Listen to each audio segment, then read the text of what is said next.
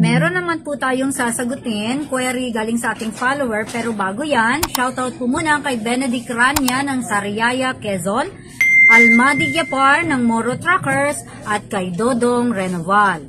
Ang question ni Andy Gonzalez ay ganito: may license na po siya, ang code ay motor lang. Gusto niyang mag-drive ng 4-wheeled vehicle, pwede bang gamitin ang license niya habang nag-aaral ng 4-wheeled vehicle? Okay, ganito po kasi yan. Pwede lang po tayong magmaneho kung ano yung nakalagay sa ating lisensya.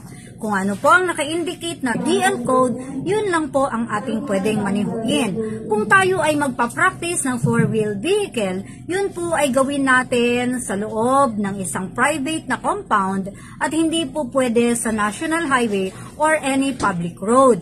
Kung ikukumpara nyo po kasi sa student permit, pwede po natin siyang gamitin kung tayo ay magmamaneho ng public road, kung tayo ay may kasamang lisensyadong driver. Pero kapag po lisensya na ang ating hawak, naka-indicate sa ating license, ang pwede nating manehoin sa ating mga public highways.